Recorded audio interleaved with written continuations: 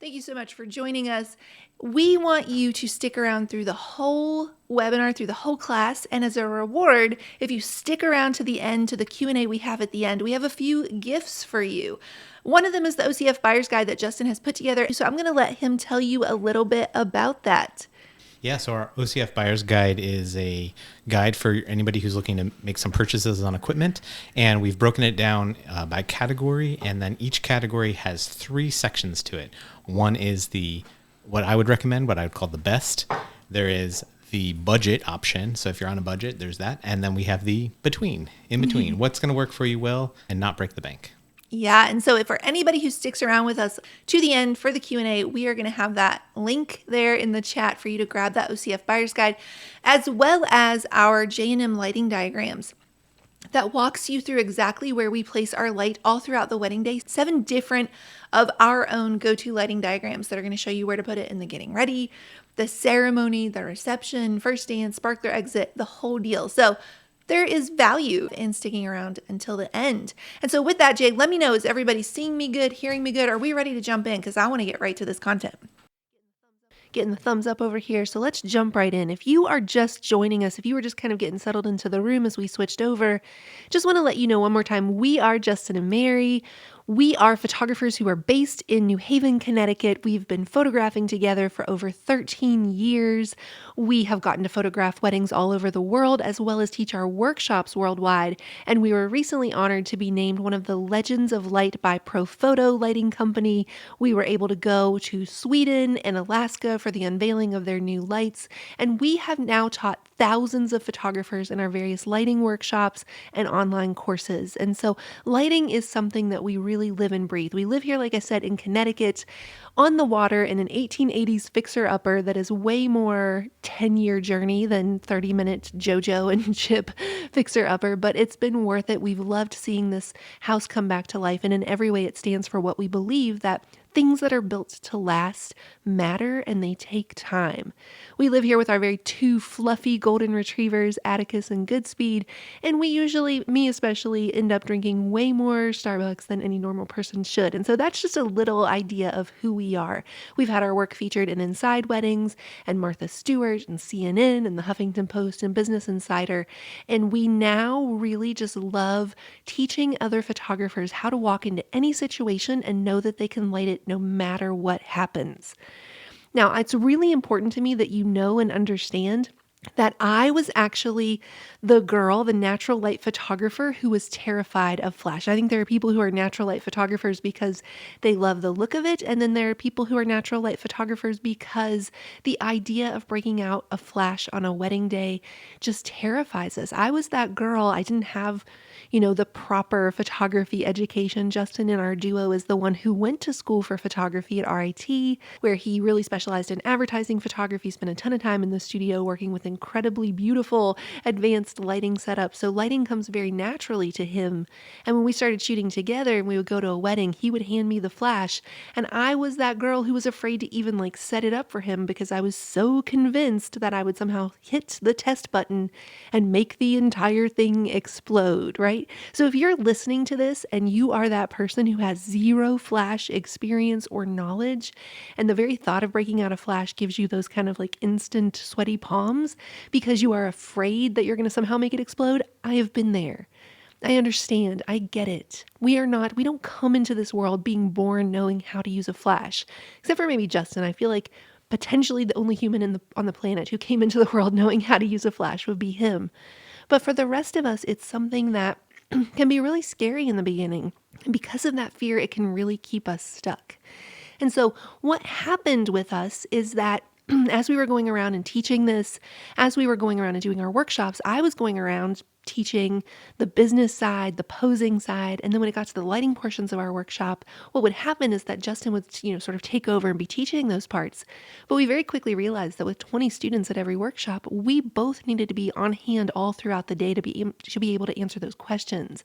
And so I kind of learned Flash the way that we're going to challenge you to learn it today. And that's just by being thrown into the deep end, by really just kind of taking that leap and saying, let me roll up my sleeves, let me break it out, and let me realize it's not nearly nearly as scary as it seems. And so because of those workshops, I really got very well versed in Flash very quickly. And pretty soon I realized that when it comes to Flash, it's a lot more being afraid of it than it is the technical. So I think what happens when you are afraid of your Flash is that you start to get into what we call the imposter syndrome. Raise your hand. Let us know in the comments. Let us know with a Y or a yes or a hands up emoji or the confetti emoji. If you have ever felt that going into a wedding day, these people have hired you, they've invested with you, they're trusting you, they're excited about having you, and you've connected on all these other levels. They love your brand, they love your work, they love your personality when they're hanging out with you.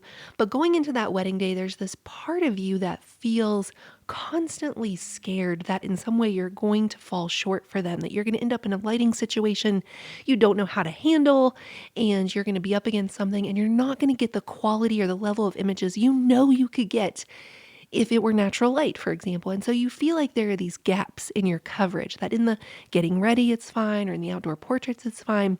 But the second that it gets rainy and you're forced inside, or those parts of the day that are just inside anyway, like the reception, you really start to struggle. And because of those gaps in the coverage, because of those gaps in the work, right, your clients might not ever notice. Some, maybe they will, some of them might. But for the most part, maybe you're thinking, my clients might not even know the difference, but I know the difference. I know what it could be, and I know what it's not yet. And that feeling, that kind of guilt over that gap in between starts to seep in the form of that imposter syndrome. And because of that, we start to feel like because I'm not where I need to be on my coverage throughout the entire day, it affects our confidence in all these other areas, including the confidence to raise our prices, to go after a more high-end client, or to go after these bigger venues that because they would require Flash, we feel like we're not there yet.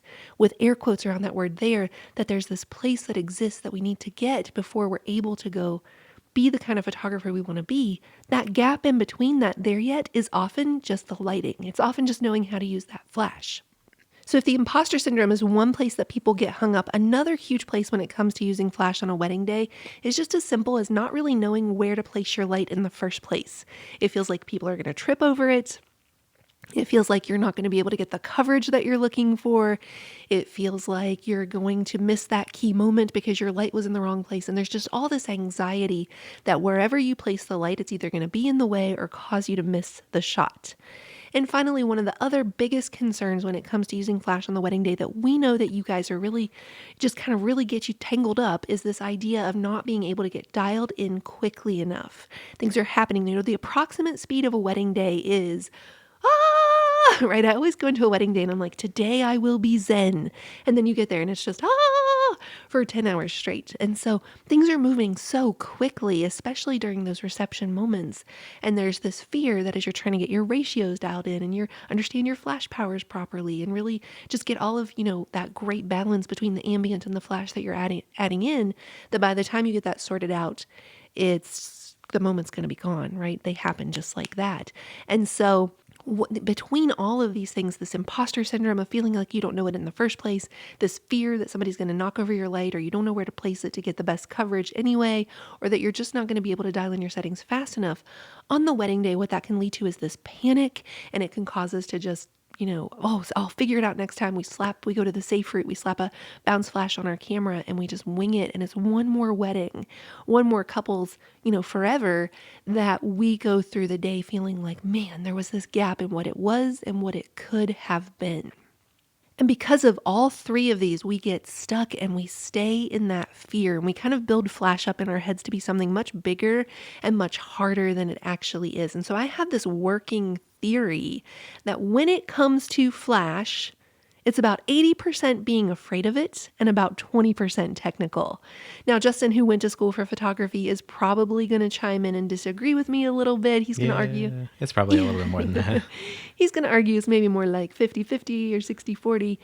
But the point is, I think this thing happens when there's an area of our craft that we're afraid of, especially something that feels more technical, like Flash, like lighting.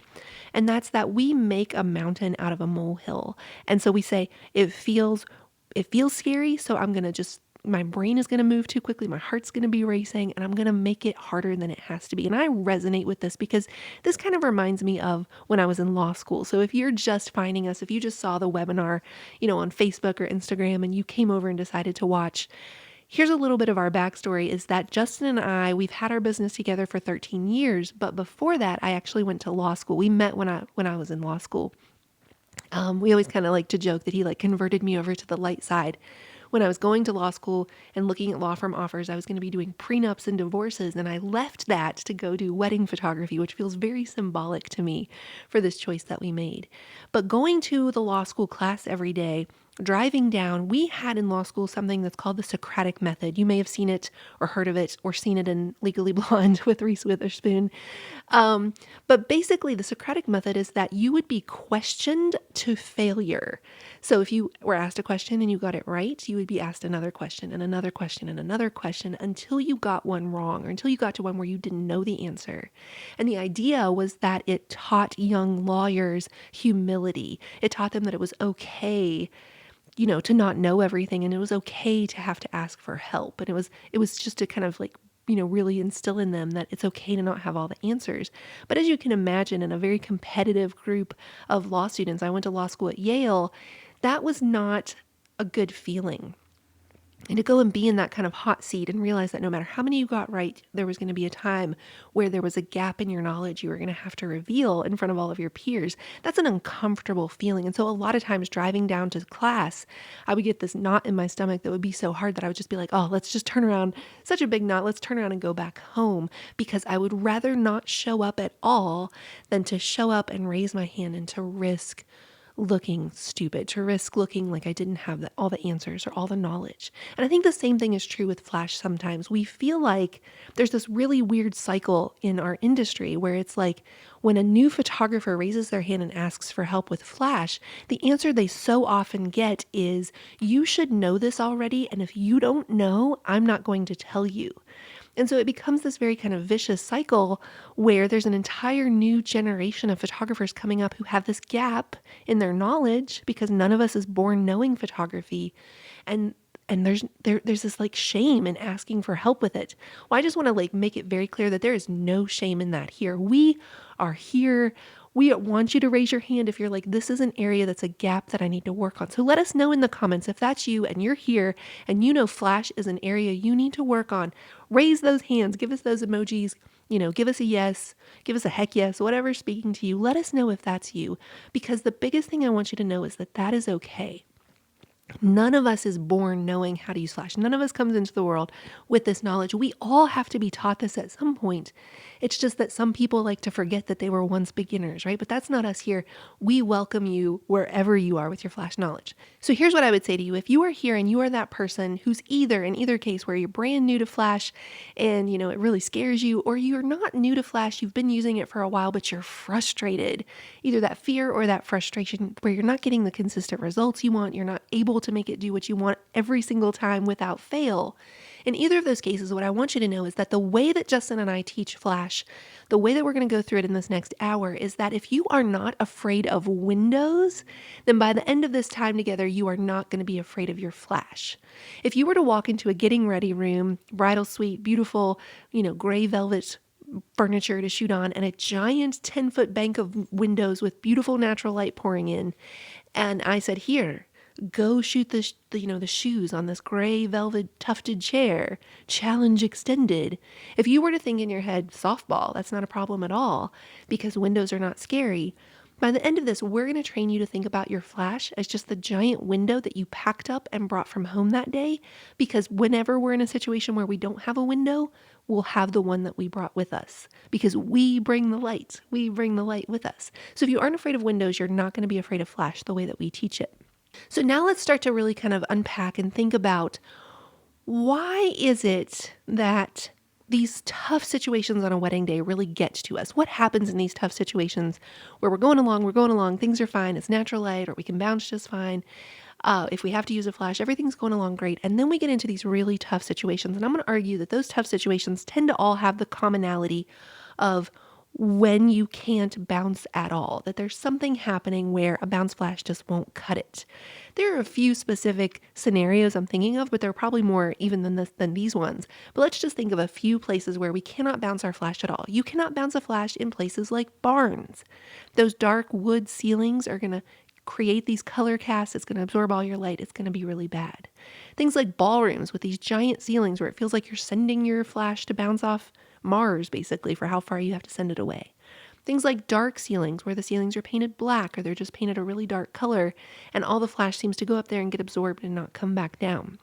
Things like mirrored ceilings where you're sending the light up off a mirrored ceiling. We have a few venues like this around us, like more in New Jersey, I would say, where you send the flash off of it and it just creates some really weird results.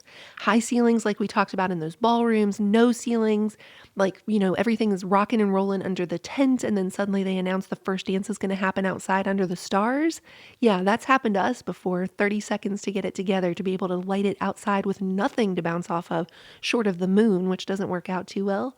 Or rooms with uplighting, those big ballrooms or those just sort of like more like wedding conference rooms, like a country club or whatever, where to make the room more interesting, they put purple or pink or amber lighting up through the walls, right? And that's something that you're going to have to deal with. So there are a lot of times when we're in these situations that a flash on camera bouncing off the ceiling is just not going to cut it. Let's kind of talk about why that's true.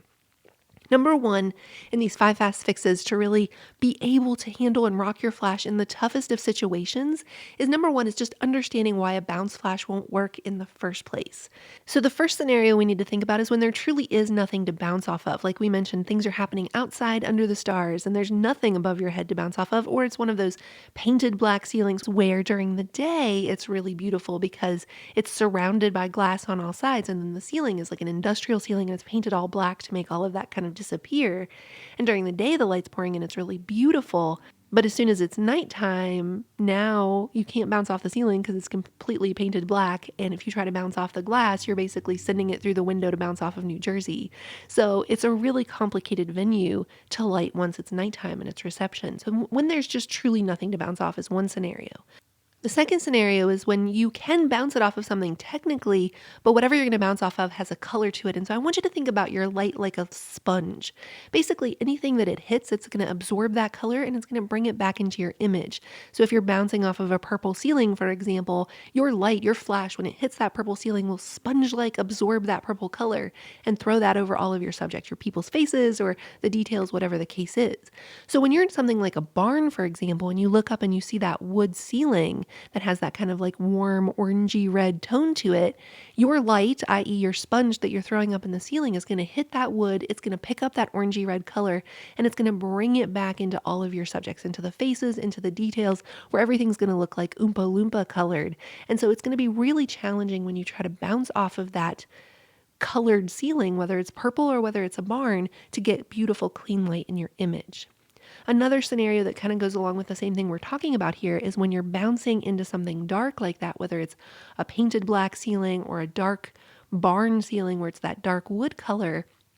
When you're bouncing off something dark like that, you have to dump a ton of flash power to be able to send it up. A lot of the light gets kind of absorbed, kind of caught up in there. It's not a great reflective surface.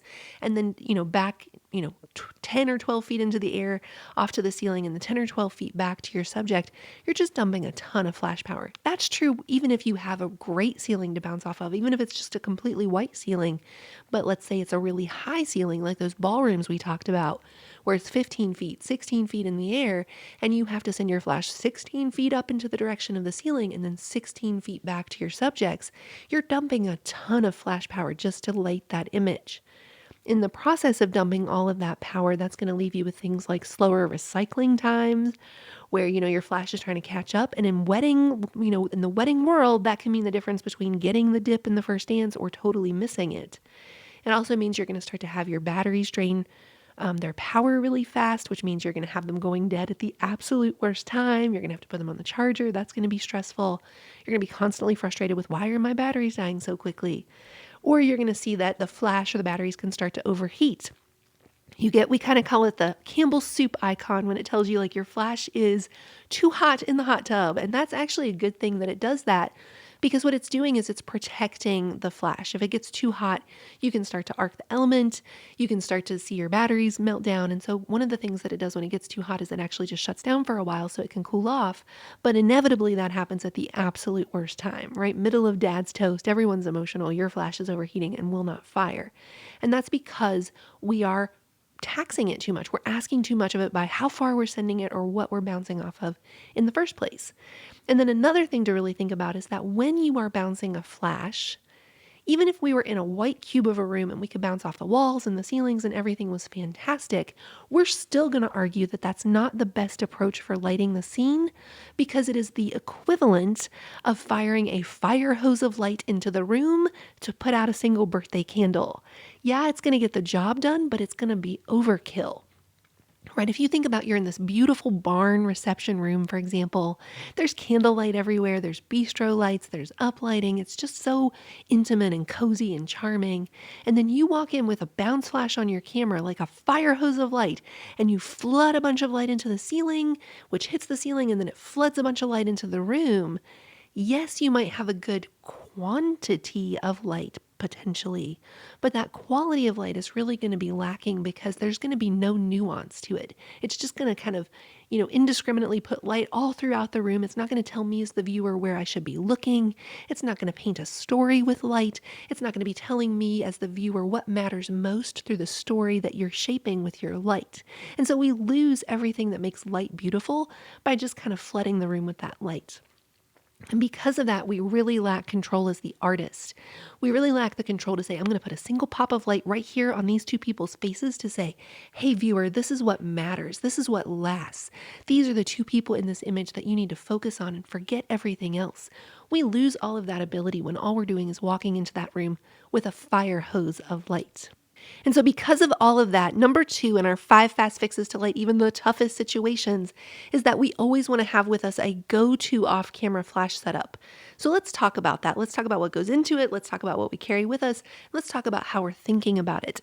The first thing that I'll tell you is that one of the things you will almost never, I will say very, very rarely, we'll go with that. Very rarely will you ever see Justin and I using an off-camera setup, especially as our main light, that's going to be that bare bulb on just on a flash stand. That's called like a light on a stick, single bare bulb flash, just on a light stand off in the corner of the room.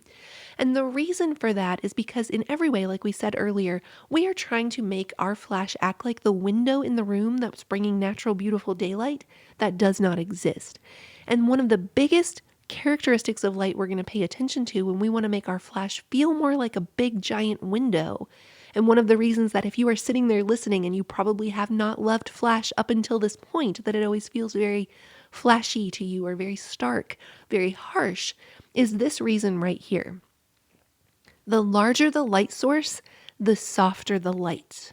This is one of those things that if you're taking notes, and we hope that you are, I want you to write it into your notes and draw, confetti and unicorns around it, because this is going to become huge in how we're thinking about our light and how we're making it feel like that big window we packed from home that day. The larger the light source, the softer the light. Put another way, the larger the light source, the more gradual the transition from highlights to shadows. And so if you take a look at this photo right here of Leanne, one of the best places to look for transitions is the bridge of the nose or across the forehead. And so if highlights and shadows are kind of like cheek to cheek, her left cheek to her right cheek in terms of what's in highlight and how much highlight and what's in shadow and how much shadow, transition is sort of every gray tone in between and how gradual we move across that gray scale. And so if we take a look at the bridge of her nose, even though you can see a side that's clearly in highlight and a side that's clearly in shadow, there's not a place that you could come right up and draw a really stark pencil line down the middle of the bridge of her nose to show where the highlights end and the shadows begin. It's kind of this slow, gradual fade. Take a look at her forehead and really just see how it's that slow, gradual fade across. It's kind of like that episode of Friends, right? Where Rachel teaches Ben how to do the quarter trick, where you kind of trace the quarter in pencil and then bet someone they can't roll it down their face without lifting it. And they think they've really fooled you by being able to do it. But in reality, what ends up happening is they have a pencil mark down the middle of their face. If we can't look at an image and go, there's a very hard, sharp pencil line of what's in highlight and shadow, then we can say that was probably a pretty large light source. And that is what our eye is used to seeing when we're shooting by something like a big window light. And so because of that, one of the things, like I mentioned, you'll very rarely ever see us do is use something just like a bare bulb flash on a stand as our main light source, because that bare bulb flash ends up acting like a very small light source. It's only as big as the flash itself, just a couple inches by a couple inches. And when we fire that light, it ends up giving us very punchy, very hard transitions. There's virtually no transition at all, where it's just like highlight, shadow, and everything looks really stark and it looks really harsh. And so if you've ever looked at an image and said, I don't know, it just feels really flashy, what you're essentially saying is, I don't know, the light source just looks really small. And so if we want our flash to feel more like that window we packed from home, we constantly want to be thinking about, how can I make this feel as large of a light source as possible in the situation we're in? Okay, so given that goal now, let's actually talk through what goes into our 30-second one light setup. When we're talking about having a light with us on the fly all throughout the wedding day, what are the different components that make up that 30-second one light setup, and why do we call it that in the first place? So the backstory is, a couple years ago, probably 5 or 6 years ago, Justin and I were teaching our lighting workshop on a tour in Germany. We were going to 4 different cities in Germany, and we were teaching all throughout the wedding day how to light everything. And one of the things, we absolutely loved that tour. We loved meeting all of the people that came out to that tour. But one of the things that came up often was that the German photographers were very concerned with time. They were very concerned with efficiency. And so they were very concerned of, how am I going to have time on a wedding day to actually break out this big, off-camera setup and not miss a moment? And that might be something that you're sitting there wondering as well. It can feel a little intimidating when you're first thinking about that. Like, I have to set up a stand, I have to put the umbrella in, which way does the bracket go?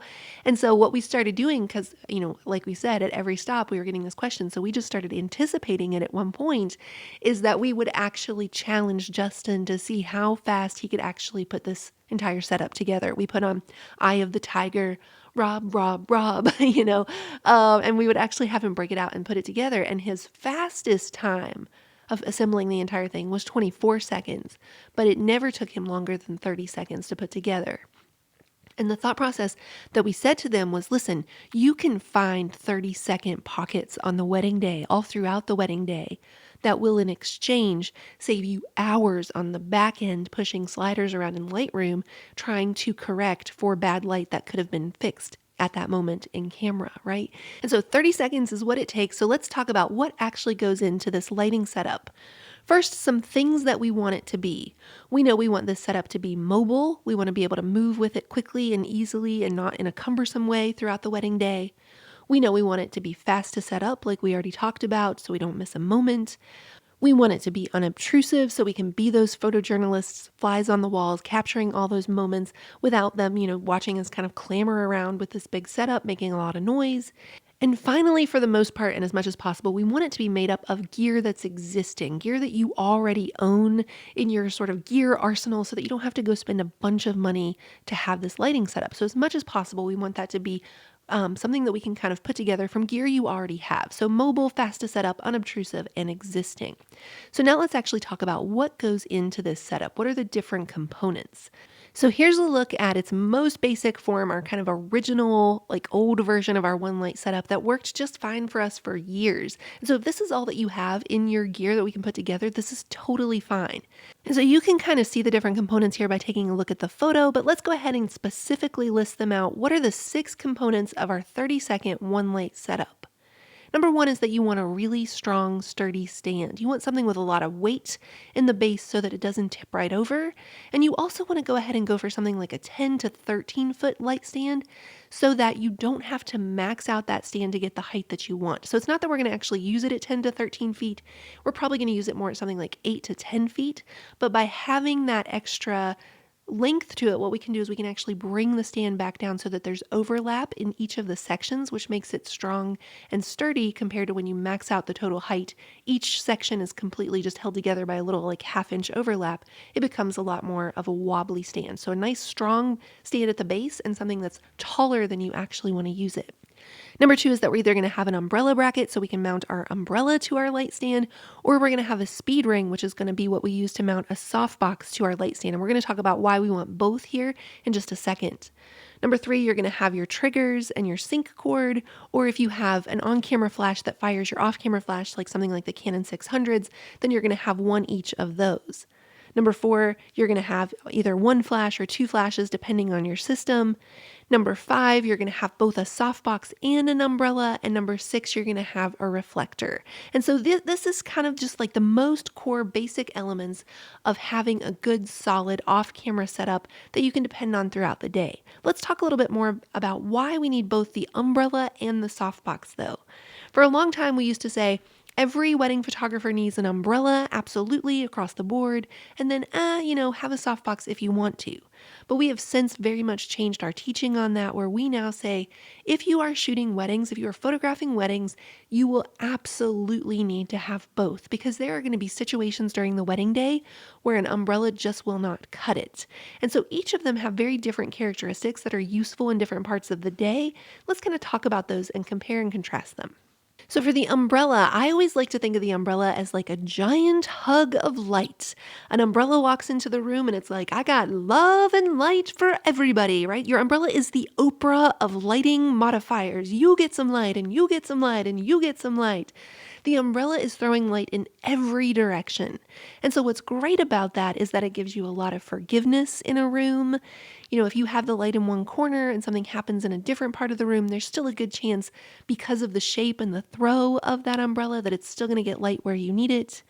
It has that forgiveness. It has that throw. It can feel like a larger light source just because, it's a 42-inch or a 55-inch umbrella.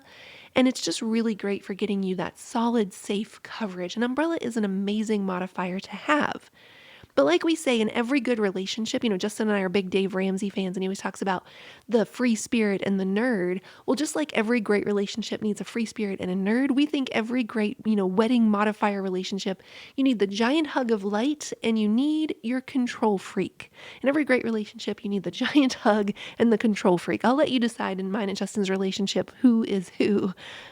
Spoiler alert, I'm the control freak. And so the softbox is our control freak. The softbox comes in, and because it is blacked out on four sides, it's like, I am here, I have a job to do, I'm focused, do not distract me. I will put light exactly where you tell me to. I will do my job, but I have no time and no light for anybody else. And so what's great about the softbox is that it gives us a ton of control. It focuses the light exactly where we want it. It's really great at keeping light off the background. It prevents anything like color cast, where maybe like an umbrella might be hitting like a purple wall and bringing color cast back into the image. A softbox being blacked out on the sides won't do that. And it's going to be an absolute must for things like uplighting. But what the downsides is that it doesn't have a lot of throw. It doesn't have a lot of forgiveness. And so there's specific times we're going to break out that softbox, and then specific times we're going to rely on that throw and that forgiveness of our giant hug of light in the form of an umbrella. And so we're going to be going through some specific cases where we break out that softbox sometimes when you absolutely need to have it here in a second. But first, let's just talk about a question you're probably having, which is, where the heck am I placing this light to begin with? Umbrella, softbox, talking about details, talking about uplighting, like where am I even putting this 30-second one light setup to begin with? And so I know that's one of the biggest questions people have about flashes all throughout the wedding day and the getting ready and the ceremony, for the details, for those key reception moments. Where are you putting this light to make sure you have the best chance of getting the shot that you're going for? And so Justin and I actually put together a resource of our 7 go-to lighting diagrams of all the different parts of the wedding day, exactly where we're putting our light, so that you know kind of where we're putting it and the thought process behind it. All of those times I just mentioned, plus a few more things like sparklers, things like that. We're showing you exactly, there's diagrams, there's, after photos, there's a just paragraph description of why we're choosing that. We put all that together in a free resource that you guys can grab. We're going to be putting the link up for that in the Q&A, so make sure you stick around to the end for that. But for now, let's just pick one of them to kind of talk through. Let's take a look here at this diagram and see where we would place that light if we're in something like the reception. So if you can see here kind of a standard reception setup, if we have kind of our first choice, the first place we're going to look to put it is going to be something like this, where we'll look for where the DJ or the band is going to be, where they're set up.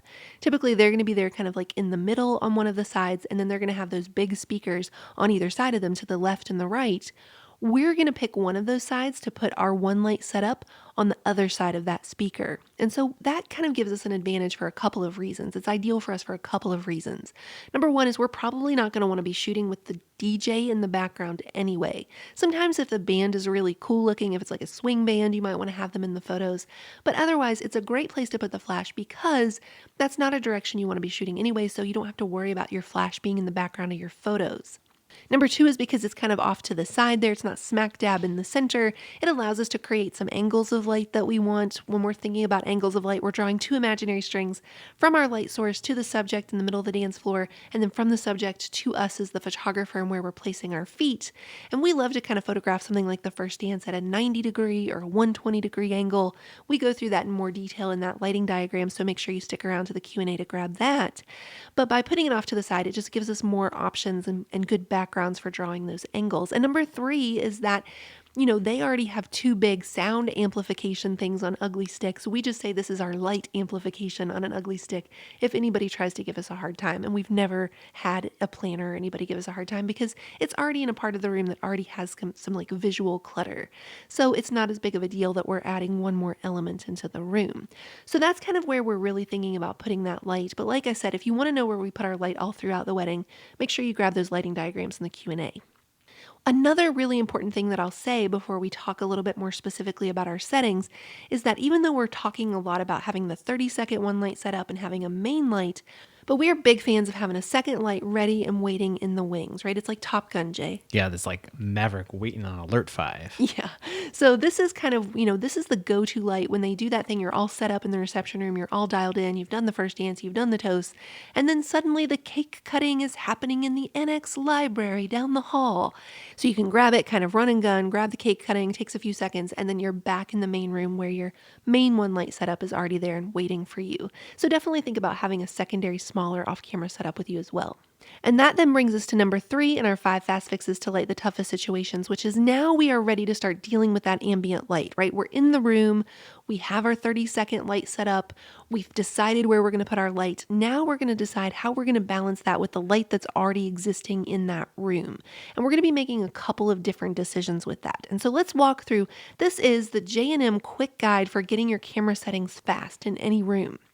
So first, when we walk into any room, whether that's a getting ready room, the ceremony, the reception, whatever the case may be, we are first going to ask ourselves 2 questions. Number 1, we're going to say, what is the ambient light in this room already doing?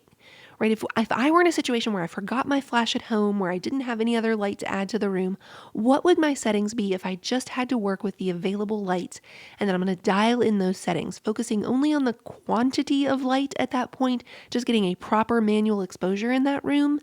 And then here in a second, we're going to deal with the quality of the light, actually making that better by adding in the window we brought from home. So step 1 is, what is the ambient light doing? And then I'm just going to dial in a proper manual exposure as if that's all I had to work with. And now the second question we're going to ask ourselves is, what do I want to do with this ambient light? Do I actually like what's happening in this room? Am I going to, keep mostly this light and then just add a little pop with my flash? Am I going to kind of equally balance my flash with the light? Or am I in like this terrible, no good, horrible room that's got fluorescent overheads and blue stained glass and purple on the ceilings and red carpet and just terrible, terrible light all around? And I just want to cut it out entirely. And so the second question is, what do I want to do with this ambient? Do I want to keep it? Do I want to underexpose it a little bit and balance it with the flash? Or do I want to cut it out completely? And so now, based on that decision of which of those we want to do, we will underexpose from that proper manual exposure we've already dialed in step 1. If we mostly want to keep the ambient in the room, we're only going to underexpose a little bit, somewhere between 1/3 and 2/3 stops. We're just doing that to prepare the image for the flash that we're about to add in. If we didn't do that and we had a proper exposure and then added the flash, it would just be an overexposed, blown out image. And so we're preparing the image for the flash we're about to add, but just a little wink for a room where we mostly want to keep the ambient light. Number 2, if we're in kind of the situation where we are okay with what's happening with the ambient light in the room, but we know we're going to be bringing in a lot more of our flash, say something like the case of uplighting, where we don't want to lose that purple or pink on the walls altogether, but we also know we don't want that to be the main light in the room because everything will look pink and purple.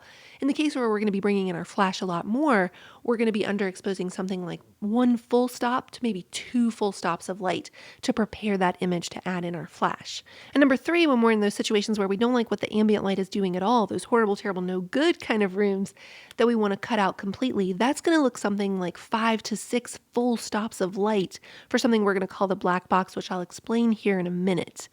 First, let's take a look here, a little closer look at the case of uplighting. You can see this image here. There's this purpley pink uplighting on the wall in this beautiful ballroom at the Fairmont Copley in Boston. It's in this very historic, beautiful hotel, cherubs on the ceiling, frescoes everywhere. It's, you can see the stunning carved detail on the wall. And they're really known for sort of adding in the uplighting as a very dramatic look.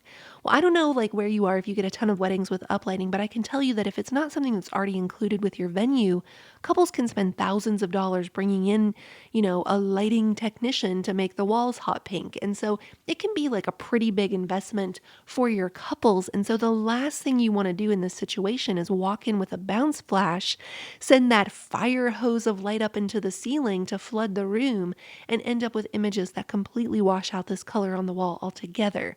I am telling you this as someone who has done that early on in our career. We had a sort of day wedding where they had put all of this amber uplighting on the walls. We go in and shoot the details. We're just bouncing a flash. Probably a decade ago in our business at this point, we just bounced a flash into the ceiling and we got really beautiful, well exposed, bright images of their details. But what they didn't look like was amber uplighting on the wall. And thankfully, this could not have happened with like a better, more chill, relaxed couple. They still loved the photos and they were just sort of like, hey, like what happened to the uplighting? And we were like, oh, you liked that? You actually wanted that in your image? Big mistake, right? We don't want to take something where the room felt a certain way, the couple imagined it a certain way, they spent thousands of dollars bringing in a company to make it look that way, and then we bring in our fire hose of light and completely wash it out.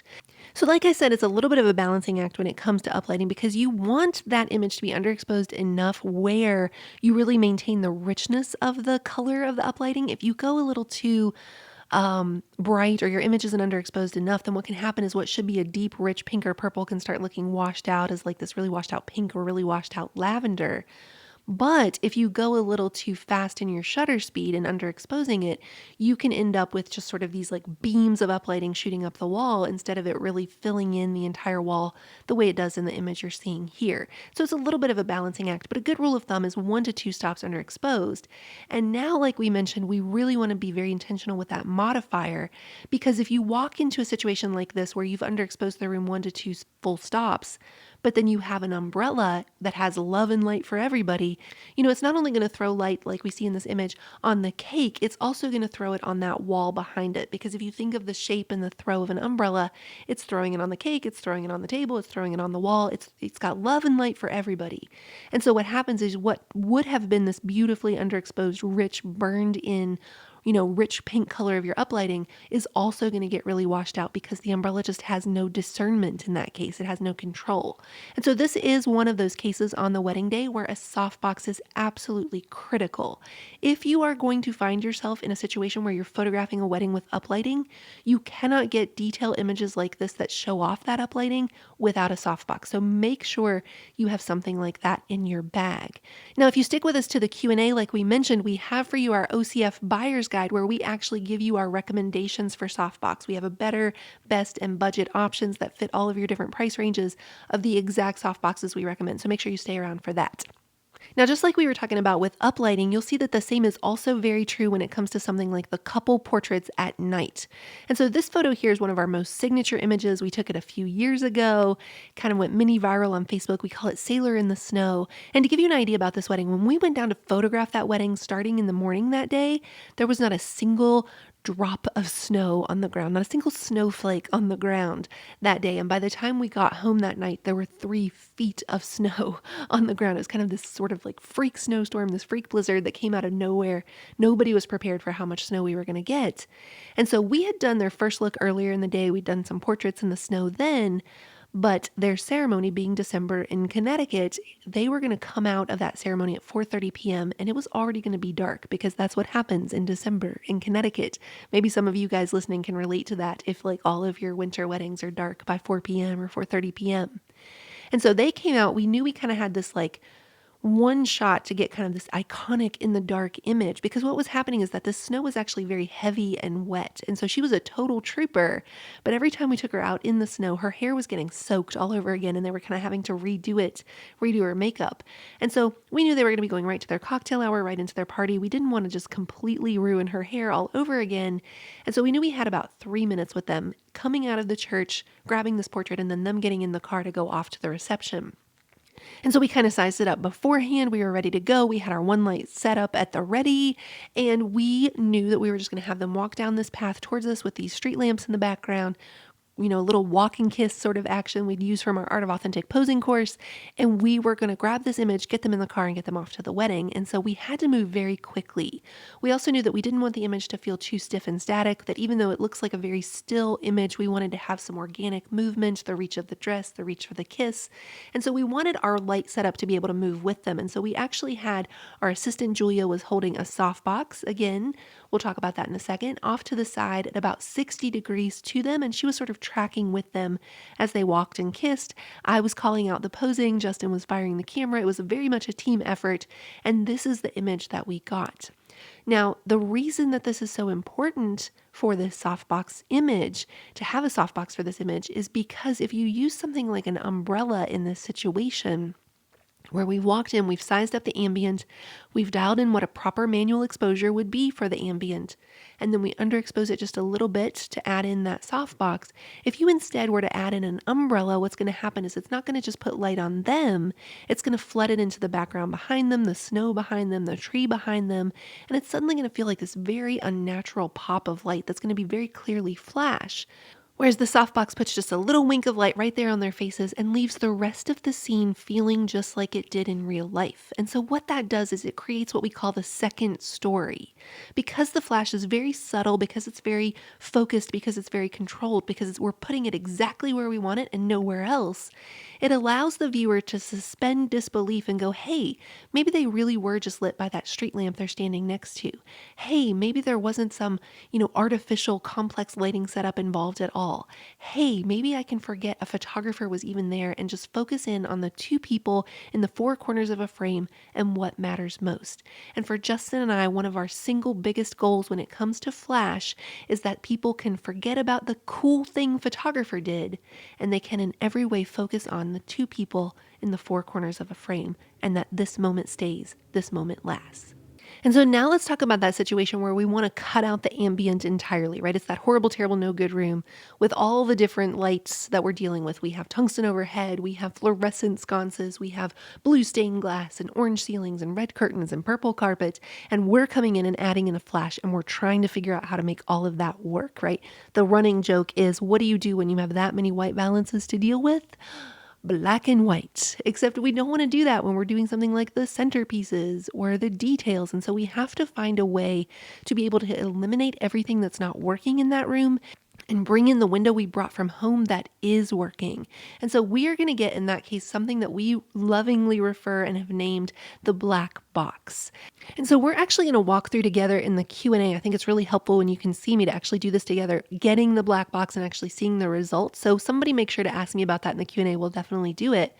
But for now, the biggest thing that you need to know about the black box, remember we said that's going to be about 5 to 6 full stops underexposed, is that the reason that we do that and the reason that we learn to do that is because, and if there's nothing else you get from this section, write this down, let this sink in, let it wash over you in waves. You cannot fix bad mixed light after the fact. You cannot do it. You can't get home in Photoshop and push around enough sliders to make up for the fact that you had a mixed light situation that you let stay a mixed light situation in the moment, in camera, on the fly, on the wedding day. You can mess around with things like your curves or your channels. You can push things around and make it look somewhat better, but it will never be truly right. And you will spend hours of your life in what could have been fixed in just a matter of seconds on the wedding day. So, if you go and you shoot a wedding and you underexpose an image and you're shooting raw, you can bring that back. If you overexpose an image and you really blow it out, but you're shooting raw, you can mostly bring that back.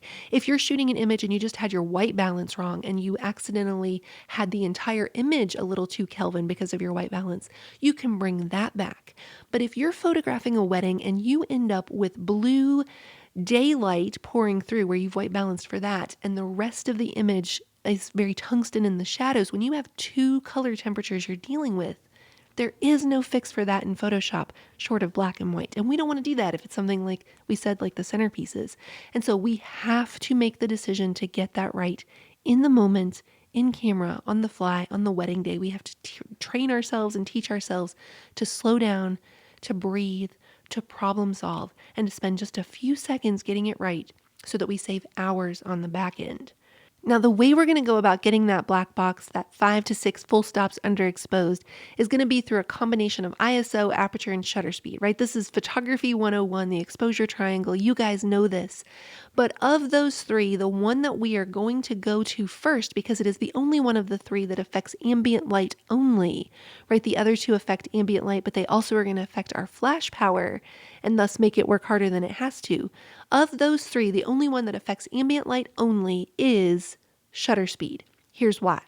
ISO is that setting in your camera that says to the chip, be more sensitive to light or less sensitive to light, right? But it's not like it's being specific to just flash versus ambient. It's going to affect both, right? It's kind of like me. I'm super, super pale, and anytime I'm out, I'm going to get sunburned, whether that's natural light from the sun or artificial light in a tanning bed. I am going to be more sensitive to light, to both natural and artificial.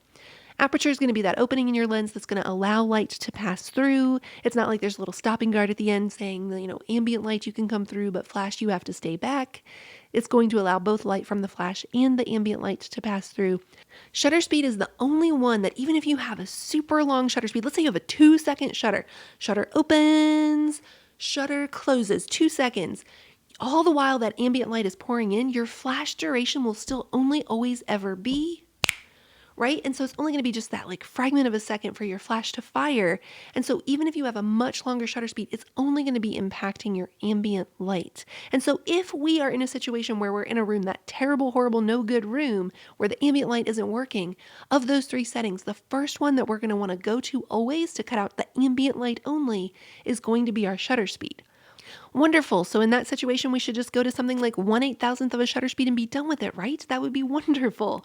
If only, but you can probably imagine by the way I'm saying it, that is not going to be an option for us. And so for most of us, for our cameras, we are going to be bound by an upper limit of something like 1/200th or 1/250th of a shutter speed before we start seeing something we call the black bar of death. Now, black bar of death, not to be confused with black box. Black box good, black bar of death bad, right? You can tell because death is in the title.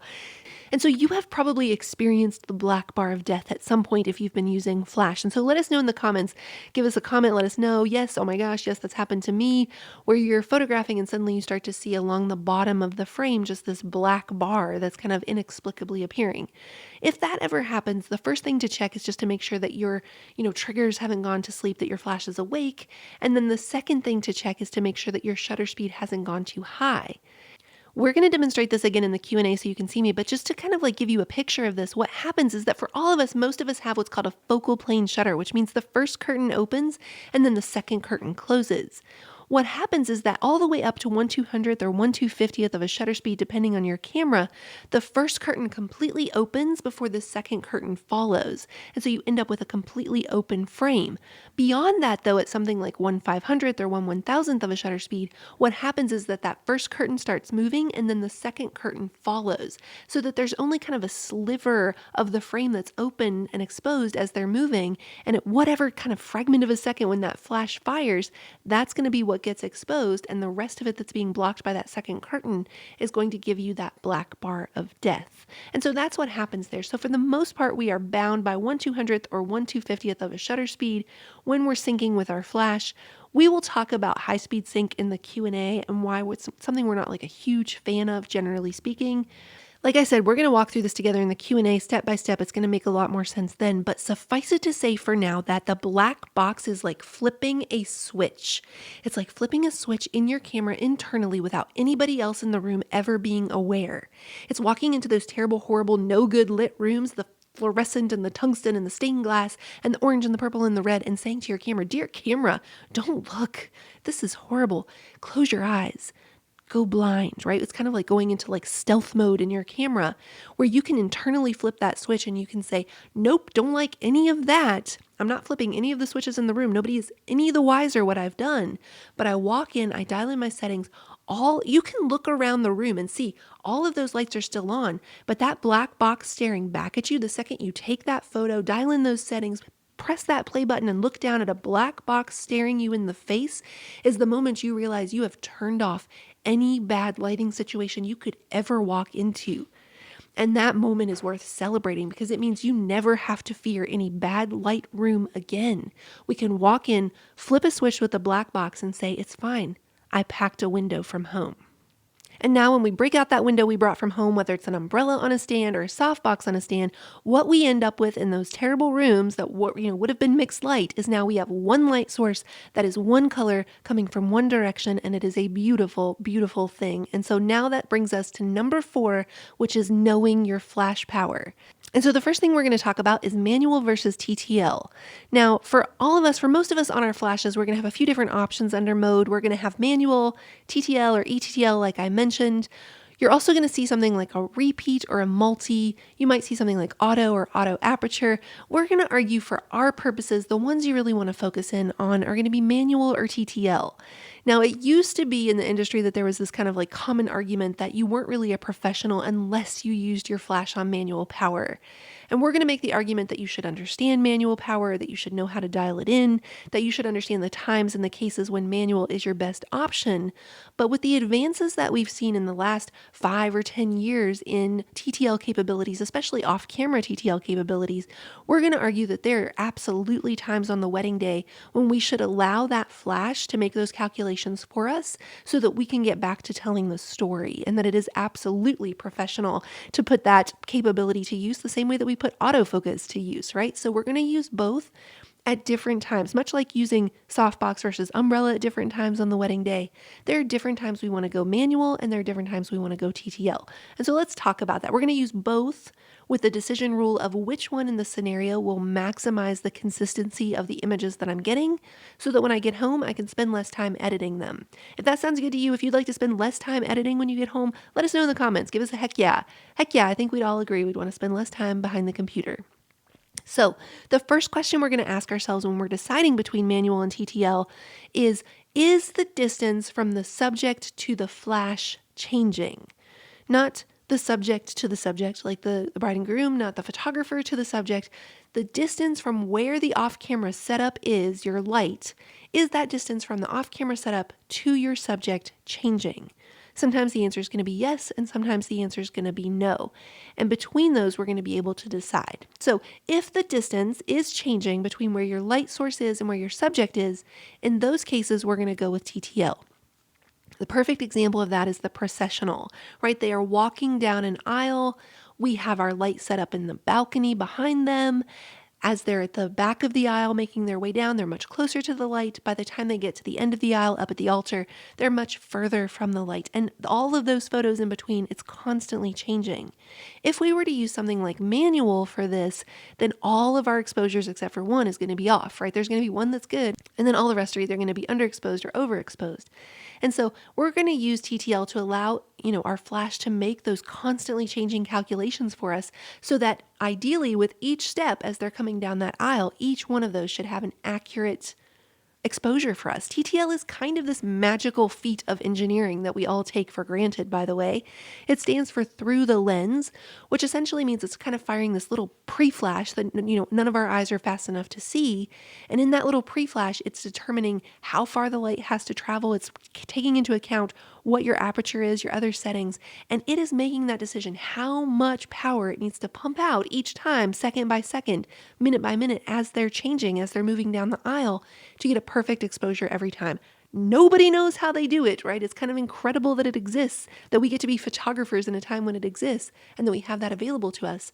And so we want to put that to use for us in the times where it makes sense, which for our purposes, we're going to say is any time the distance between the light to the subject is changing.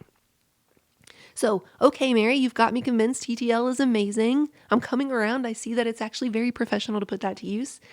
Why not just use TTL throughout the entire day?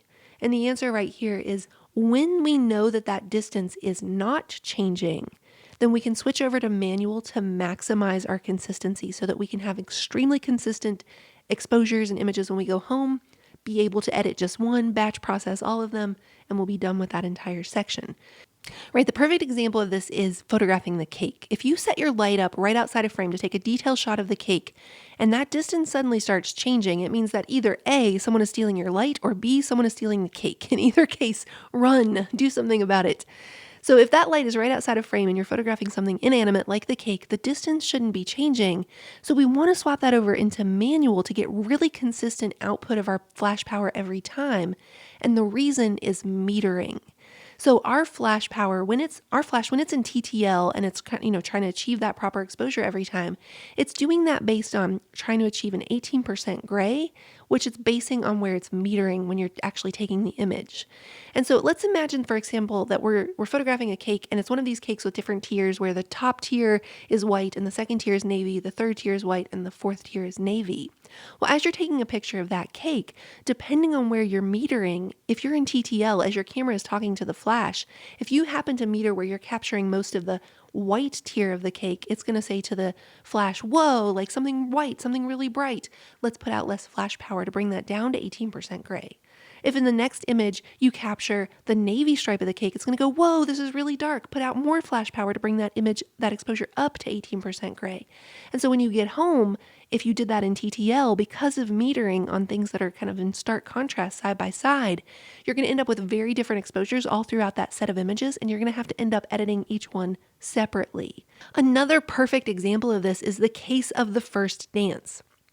Right, let's imagine you have bride in the bright white dress, groom in the dark black tux, out in the center of the dance floor, and they are doing what we lovingly refer to as the clutch and sway, right? The clutch and sway is like 7th grade dance, every 7th grade formal you ever went to, finally found the love of a lifetime playing on the stereo, and you kind of clutch each other and you just sway in a dot, in a circle in the middle of the dance floor. Well, in that case, the distance is not changing from your light off in the corner by the DJ to them in the center of the dance floor, but they're just rotating around.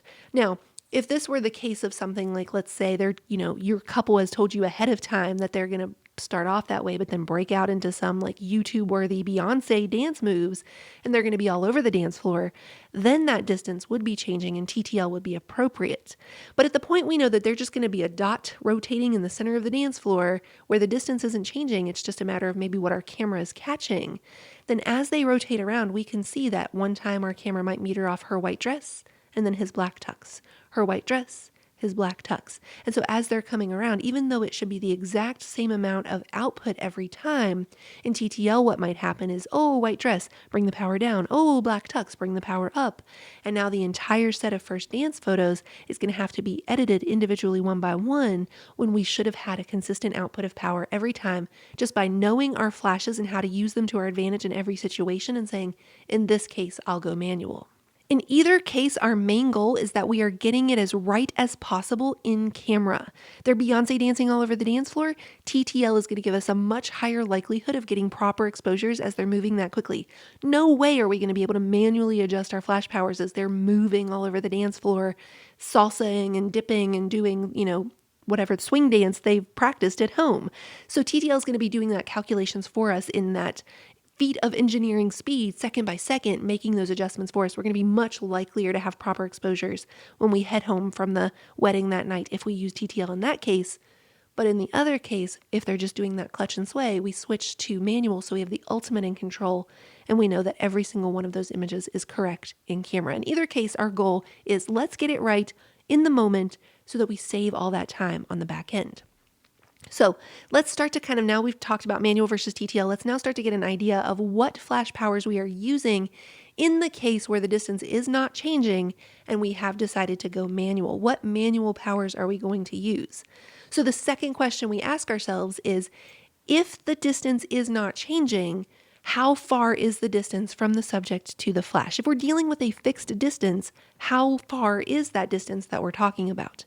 And based on our answer, we're going to have this sort of starting guide point of some powers we would choose. Now, I'm going to tell you this is our J&M shortcut list of our flash powers, but just understand that they have the caveat that they could be changed based on our earlier decision of how much of the ambient light have we cut out, and have we had to go that extra step to either ISO or aperture that is going to affect our flash power. So now we might actually need to make our flashes work harder and increase the amount of power we're putting out. But let's just start here with, if that's confusing, don't worry about it. We can talk more about it in the Q&A if we need to. But for now, this is sort of our go-to shortcut list based on distance when the distance isn't changing and we are using manual power. If that distance is very close, if it's something like the flashes just outside of frame like that cake we talked about, or maybe it's the bridal details. If it's a very, very short distance we're dealing with, then we only need a very small wink of light. So something like 1/128th power or 1/64th power will be amazing. That will be perfect. If it's something where it's like a medium length of distance, say something in the 15-foot range, like the DJ stand to the center of the dance floor, something like a middle range of power, something like 1/32nd or 1/16th power will be more appropriate. And if it's something like a huge venue or a space, like let's say it's a giant ballroom that we need to have a ton of coverage, or it's something like a very, very long cathedral church where it's a very long aisle and we need to get our flash power from the back balcony to the front altar. In that case, something more like 1/8 or 1/4 power will be what we go with. That'll be our kind of go-to power for that long distance. What we are never going to be doing is going to something higher than 1/4 power, to something like half power or full power. When you're in manual mode and you're looking at it, it's sort of like slices of the pie. It's like fractions from grade school, right? So 1/1 is going to be your full power, 1/2 is half. And so the larger the number, the less power you're putting out. So 1/128th is the smallest amount, the least amount of power that's being put out in manual mode. We're never going to go to a half power or 1/1 full power, because at those powers, even on fresh batteries in our on-camera flash or off-camera flash, it's going to start to take something like 4 seconds to recycle. At full power on most of our flashes, it's going to take about 4 seconds for cycling time. And we all know that in wedding time, they're basically married and off on their honeymoon at that point, and we've missed all the key moments. And so 1/4 power is kind of the upper limit of what we'll ever use in manual power. And 1/128th is that bottom limit of what we would ever use, because that's as low as most of our flashes will go, and it's appropriate for a very short distance. And finally, that brings us to number 5 in our 5 fast fixes to light even the toughest situations. And that is, you're in the reception room, you've got your light set up, you're dialing in your ratios, you've rocked your ambient, you've figured out manual versus TTL, you've added in your flash flawlessly. It looks amazing with your umbrella or your softbox. Everything looks incredible. And now the DJ says, "Let's get this party started." And they turn out the lights on you. And now suddenly your lens is making the most dreaded noise in all the land. Where basically you are now trying to focus in complete darkness, and it's a real struggle, and you're missing all the dances, you're missing all the crazy things people are doing on the dance floor, and you're just frustrated, and you just kind of want to go home at that point or eat cake or whatever the case may be. And so in this case, we are going to tell you how to make dancing a whole lot more fun, and how you're going to actually start to focus in the dark to get those great dancing images. Justin really likes to shoot with a 35mm in that case, really get in there for some epic dancing shots. But the way that we're able to focus and not miss things like the hora when they're doing, the towel, and, there's that one key shot you need to get, or, some crazy dance move, or the groom is rocking out with the guitar player from the band. The way that we're making sure we never miss those key moments is with something called infrared autofocus assist. Infrared autofocus assist is something that's built into all of our on-camera flashes. And so all throughout this class, I've been talking about how we're going off camera, main light, off camera. This is one of those few times throughout the wedding day that now Justin and I will go ahead and pop on a secondary flash on our camera. And we're not even really using it that much for the light quality it's giving us. We're using it more to focus. In that case, though, we will put that flash on camera. We will bounce off to the side and up at 45 degrees so that we can bounce off of a ceiling if one is available to us. And we're going to bounce that light in the opposite direction of our main light so that it can start to act as kind of a fill to come back in on the shadow side and kind of lower some of that contrast. But mostly we're really putting that flash on camera so that we can put that infrared autofocus assist to use. And so you have probably seen this grid pop up kind of occasionally as you've been shooting, maybe accidentally. But essentially, it's a combination of settings that when it's dialed in properly, it will bring up a grid that you can put right on the faces of the people you're trying to focus on. And even at 1.4 wide open, just kind of like, Statue of Liberty style shooting into the crowd, as long as you're looking for that grid, you should be able to nail focus and it will be tack sharp, even wide open at 1.4. And so the way that you are achieving that grid, sometimes you'll see that grid appear at other settings, but it will not give you the consistency of focus and result that we're talking about, because the strongest grid you're going to get is going to be with these settings. So make sure that you actually have these in place before you say, oh my gosh, I tried the grid and it didn't work. So the grid that you're looking for you're going to achieve that by doing these 3 settings. Number 1 is you're going to make sure that you're on either AFS or one shot, so single versus continuous focus. You're going to make sure that you're on the center focusing point. And by that, I mean when you're looking through your viewfinder and you're seeing all of your different focal points that you can toggle between, you're actually in the most center one, because that's where your focus is going to be the sharpest and the most accurate. And then you're going to make sure that your flash is on TTL. When you have that combination of settings, you will start to see a grid appear. It looks different on different flashes, but if you will put the centermost part, the brightest part of that grid, exactly where you want to focus, then Statue of Liberty style, shoot from the hip style, or if you're a purist and you actually want to focus and compose through your viewfinder, you will still be able to use that grid to lock focus even in the darkest of rooms, even when the DJ completely turns the lights out on you. You will not even have to bat an eye, because you now walk into the situation, any situation, with all of the calm and confidence, knowing we bring the light. We bring the light. We bring the light. And so Justin and I are so passionate about this, because we know that when photographers are equipped with the ability to walk into any room, any challenge that they face on the wedding day, and we all know as wedding photographers, we face a ton. When we can walk into any room knowing it does not matter, we packed a window from home, we bring the light, then that calm and that confidence allows us to be better storytellers and to preserve a better legacy for these couples who are counting on us, that we can walk into any situation and say, this moment stays, this moment matters. And so for all of us, both for the storytellers we want to be in the moment, and then the life that we want to get back on the back end when we get home, we have to stop saying, I'll just fix it in Lightroom later. We're trading 30 seconds, a couple minutes here and there on the wedding day for hours of our life on the back end. And this approach, if you can just calm down enough in the second, train yourself to just pause and breathe and dial in your settings and break out that window from home, 30 seconds here, 30 seconds there on the wedding day, it will get you hours of your life back once you get back home in that editing. No more pushing sliders around in Lightroom. No more wasting hours being frustrated trying to get it right. And so I want you to ask yourself right now, what could you do with all that time if you got it back? How could you be marketing your business or growing your business, working on your business, not just in your business? Or, date night, right? Spending time with your kids, maybe reading a book or going for a run, all of that stuff you used to love to do, and then you got a business, and then you spent all of your days and nights behind a laptop or a computer pushing sliders around. What would you do if you got that time back? Because you guys, the time for this is now. As we're heading into these fall weddings, these winter weddings, as it's going to be getting darker earlier, we're going to be forced inside more, the timelines are going to be shorter. This is the time to get right with this flash. This is the time to get right with knowing you can walk into any situation and still deliver for your couples. And this is the time to get right with getting those images right in camera, so you are not spending hours behind a computer leading all the way up to the holidays when you want to be watching Elf, right? Think about who you want to be in December, and let's do something about that now.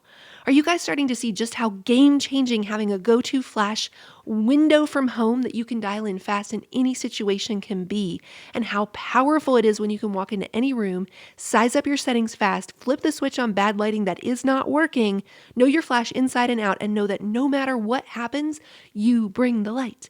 You bring the light, right? We do not want to get into another wedding, another couple's this moment stays, and feel that gap in our craft, not knowing if we can deliver for the story that they truly deserve. And you guys, nothing that we have shared with you here today is just theory or pie in the sky or wouldn't it be nice in a perfect world. This is the exact same systems and setups and thought processes that Justin and I are walking through at each and every one of our weddings anytime we walk into a new room. It's something that's taken us 10 years to really dial in and perfect, but it's something we're able to show you a much shorter way to, so you don't have to go the long way through of kind of figuring it out the way that we did. Because here's the thing, you guys, none of us is born knowing how to do this stuff. Nobody comes into the world already knowing how to use a flash. And no matter how afraid of flash or how untechnical you might feel, I promise you that if I, the girl who was convinced I would make the flash explode, can get right with this stuff, then so can you. You just need somebody to come along and show you an easier way, someone who will never make you feel small or stupid for what you don't already know, because none of us starts out knowing it. And someone who can come along and say, it does not have to be that complicated. And that right there is why we are so excited to take just a few minutes here before we open up the Q&A to let you guys know that we have officially just opened up the latest round of our J&M lighting course, and as of right now, the site is officially live. So you guys are among the first to get access to it, and you can head over now to jmlightingcourse.com and check it out. The J&M Lighting course is our 6-week all-video course. It is the single biggest thing we've ever taken on. It was 5 months in the making. It is nearly 50 modules of all video content, so you aren't just seeing slides or us talking to the camera. You are also seeing us in action putting into practice what we've just taught you. It is the exact same system that Justin and I use at every single wedding we shoot, and it is also the same exact system that has helped literally thousands of photographers totally change the way that they are seeing lighting over the past 10 years of us teaching this stuff so that they can shine a light on what matters most. I'd love for you guys to meet Lindsay, who learned lighting from us just a few years ago. She says, Justin and Mary are lighting masters, and they were born to teach this. My business would not be the same without their guidance, their push for authenticity, and their enthusiastic encouragement. If you are considering taking this course, stop reading right now and go register. My investment in this course yielded the best, most tangible improvement my business has seen since I began in 2010. I channel Justin and Mary at almost every wedding I shoot. Whether it's styling my details, counting my angles, or adjusting my flash, it's like they're in my head with me and helping me to create the most beautiful work I can possibly produce. And it's not just Lindsay. Let's take a look at what some of our other students had to say. Justin and Mary, you are seriously changing the way I see light. Shot my first wedding today, and this is the first time ever I was 100% sure I would nail my lighting. I shot with my OCF for every part of the wedding day, and the images are 100,000 times better than they have ever been. I would just like to say that I am so in love with this course that I don't ever want it to end. So let me tell you a little bit more about this course and everything that it gets you. We have designed the J&M Lighting course so that it covers everything you need to know to light a wedding day from start to finish, from those bridal shoes on a chair all the way to the sparkler exit. We have looked, and I can tell you that there is nothing out there like this that covers lighting, especially lighting a wedding day, in such an all-encompassing way. I can honestly say with full confidence that you will never have to take another lighting course after taking this one, and we have now had multiple people tell us that they learned more in this one course with us than they did in an entire 4 years of college for photography. And the best part is, with lifetime access, you can watch it 6 months from now or 6 years from now, and you can do it all from the comfort of your living room in your pajamas without ever having to travel to us. So with the J&M Lighting course, here's what you'll create. Beautiful natural images that shine a light on the couple, not on the cool thing photographer did. A go-to fast game plan for tackling any wedding situation you find yourself in. A purpose in your lighting and a craft that you've never had before. An incredible leap in your work that will make you stand out in a saturated market and flip the switch into moving into higher and higher end weddings, and the confidence to raise prices knowing that you have the ability to show up and create art for your clients no matter the situation. If that is what you will create, here is what you get. You get 6 weeks and 50 modules of that all video content that gets you lifetime access to watch and rewatch as many times as you want. You get weekly workbooks and homework assignment that we go over in our exclusive Facebook community, where Justin and I are popping in weekly to answer your questions as they come up, to give feedback on the homework and to give you ideas for improving. And you get us as your personal lighting coaches to walk through it with you step by step. So at this point, between the 6 weeks of modules, the all video content, the lifetime access, and a full year of coaching with us, I'm sure you're thinking to yourself, this all sounds really great, J&M, but I also got to know, what is this going to cost me, right? What is the investment for something like this? Well, to give you an idea, when we were hosting this workshop live and in person, and people would travel in to come spend the day with us, between the flights, the cost of the workshop, the accommodations, they were spending upwards of $2,900 to come learn from us live and in person. But that is not what it's going to cost you. We're not charging $2,900 for the chance to totally change your understanding of Flash forever, and we're not even going to charge half of that either. The total investment for the J&M Lighting course is regularly $697, or if you prefer to spread it out, you can do 6 payments of $149. But For everybody watching here on the webinar, we have actually set it up with an additional $100 coupon code off that's already reflected when you head over to the course. You can go check it out right now if you want at jmlightingcourse.com, and you can grab the course today before the Q&A ends for the lowest price we have ever offered this course. It will never be this low again. It's never been this low before, of $597. So if you are ready to change your lighting forever, you can head over, like I said, to jmlightingcourse.com. You can check out the different modules. You can check out the testimonials. You can see the place there to sign up and get registered for the course to lock in that $100 off. I also want you to know that with signing up, we want you to feel totally comfortable that we want this to actually be a good fit for how you learn lighting. And so we have a 30-day money-back guarantee, where if you will go through all of the work for the next 30 days and actually show us your homework and tell us that it did not work for you, then we will give you a 100% refund in full if you can just show us why it didn't work for you. You can also at any time send an email to justin@justinmoranz.com to get all of your questions answered, either about the course or afterwards if you need a little extra help. And I want to give you just a quick recap of everything the course includes, which is 50 plus modules, lifetime access. So it's, even though they're broken up into 6 weeks, it's not just for 6 weeks. Workbook and homeworks, our Facebook community, over 12 hours of all video content. So you actually watch us in action, doing a sparkler exit, doing a ceremony, doing the getting ready. And you have us as your lighting coach. And you also get some bonuses of our OCF buying guide that we talked about, our DJ lighting module for when the lights get dark, and our lighting diagram guide. But we have a fast action bonus for you guys here on the webinar, that in addition to all the things that normally come with the course, when you sign up on the webinar through the Q&A, you're also going to get these fast action bonuses. You're going to get our J&M lighting guide, which walks you through all of the content, talking about how we light a wedding day from start to finish, which is a $259 value. Our black and white presets, 24 presets, the legacy monochrome presets. If you love our black and white style, those are normally $249. Our bad light bundle that specifically focuses in on making your flash feel more natural, value of $150. How to get proper white balance on the wedding day. That's really teaching you how to understand Kelvin and to dial that in all throughout the wedding day, no matter what you're metering on or what other light is competing in the room. And our J&M Tough Receptions Bootcamp that walks you through some of those toughest reception venues. And so all of those bonuses together would be a total value of $1,250, but you get all of them included when you jump into the course today. And so if you are ready to get started, normally it would be 6 payments of $149 or 1 payment of $697. But for everyone on the webinar, until the Q&A ends, you can actually get even $100 off that more, which brings it down to $597 in the 6 years of offering this course. It has never been this low, which saves you $300 off of if you did the payment plan. So about an hour ago, you were probably thinking to yourself, I hate Flash. I'm afraid of Flash. I will never like Flash images. I don't even want to think about Flash. I wish none of my images had to have Flash. But maybe at this point, you're starting to see how you no longer even have to fear it. You could even start to fall in love with it. In our view, you could continue through this wedding season, going it alone, looking up stuff on YouTube kind of piecemeal, looking for people sharing content on Instagram Reels or stories. You could look through their manual that came with your Flash and try to figure it out. Or what would it feel like if you actually had people who have been in the trenches of weddings for a decade and a half, who know exactly what you're dealing with and who walk you through step by step how to not only not fear your Flash and tough, horrible, no good lighting situations, but to actually walk into any room, burst through the doors while doves fly in slow motion and say, no matter what the situation is today, I know I packed up a window from home and we bring the light.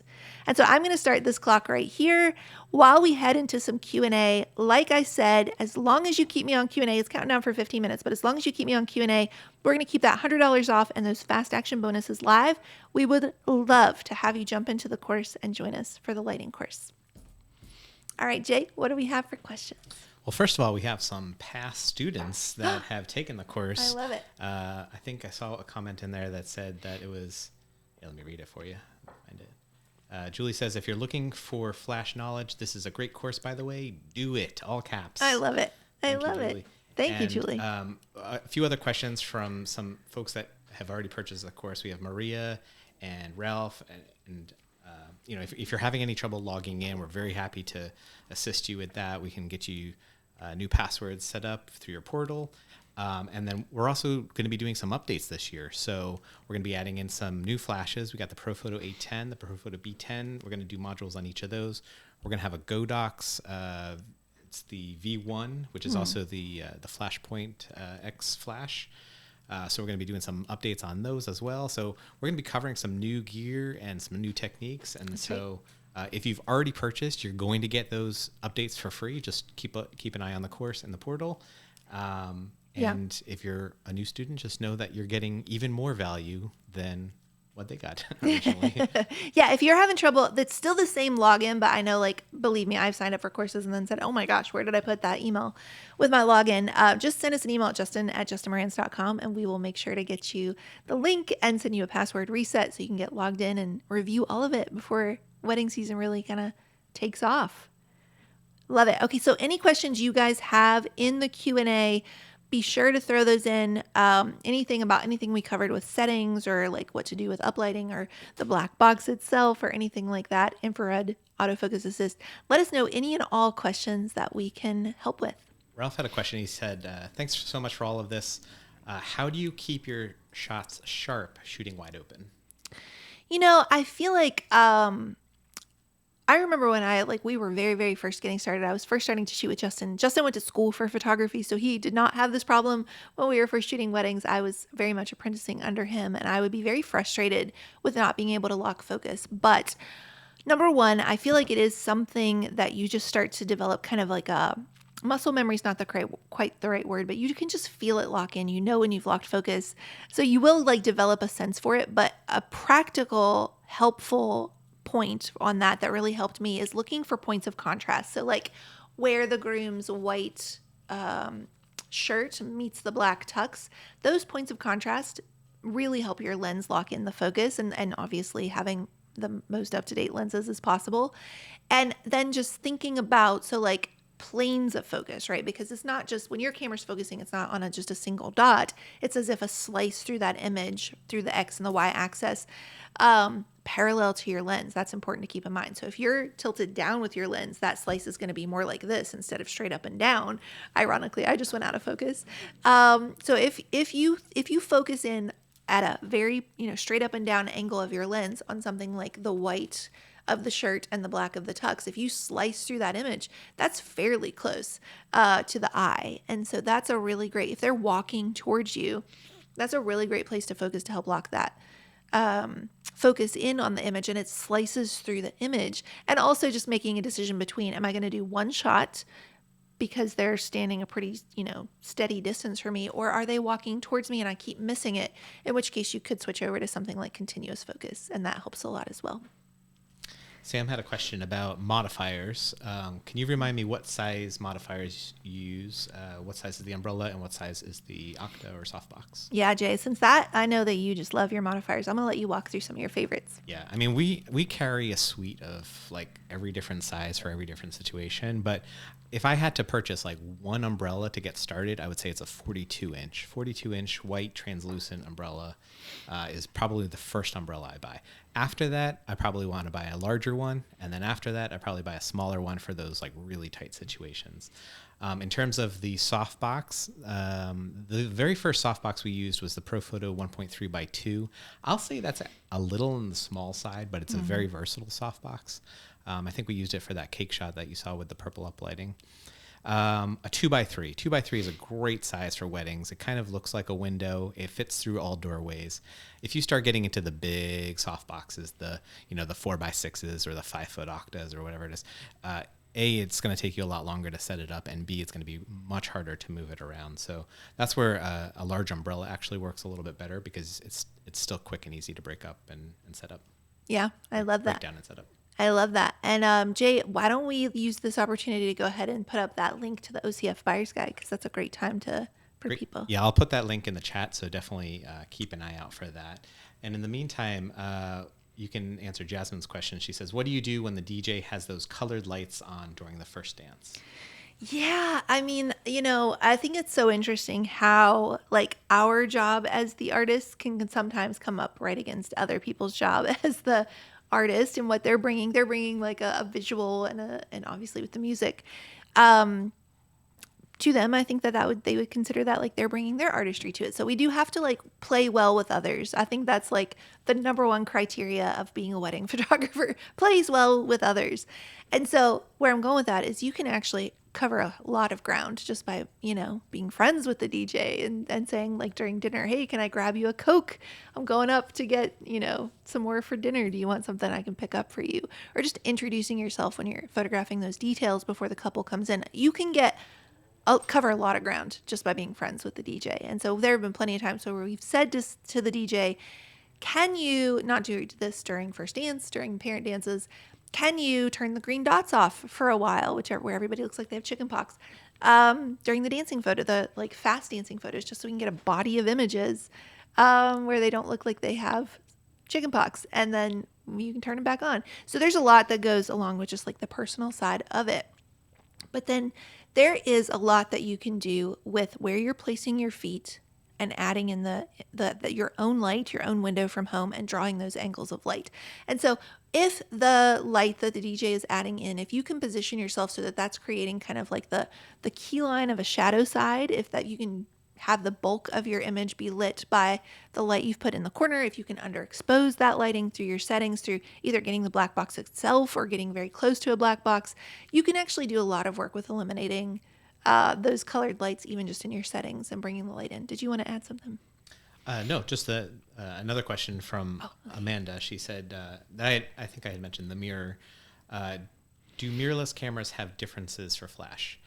And the answer to that is actually a little tricky. It's yes and no. Generally speaking, most of the things that we're going to talk about in the course and in our teachings will apply to mirrorless or DSLRs or SLRs or film, if you're shooting film. Right. But there are a few certain things that have to do with mirrorless in terms of what you're actually going to see during that time. So you may not want to do a black box with a mirrorless camera, because what might happen is that, depending on how you have your viewfinder set up, right, if you do a black box with a mirrorless, that also means that you're not able to compose. With the DSLR, you were still able to see through the lens and compose, even though the settings of the flash were going to eliminate all the ambient light. So it's going to be tricky, and it's different for every different camera. We can definitely walk you through that if you have trouble setting it up. But so that might be one of the places you might want to avoid if you're shooting with an A6 or something like that. Yeah, and there are different viewfinder options for the mirrorless. Yeah, and again, they're all camera specific to go through the menus to set it up, but we can help you out with that if you need. Yeah, I love it. Did you put the link into the OCF Buyer's Guide? I did. Yeah, you'll see that towards the bottom of the chat to download the OCF Buyer's Guide. It's a direct download, so you just click on it and it should go right to your downloads folder. And if you have any trouble, you can also email us. Yeah.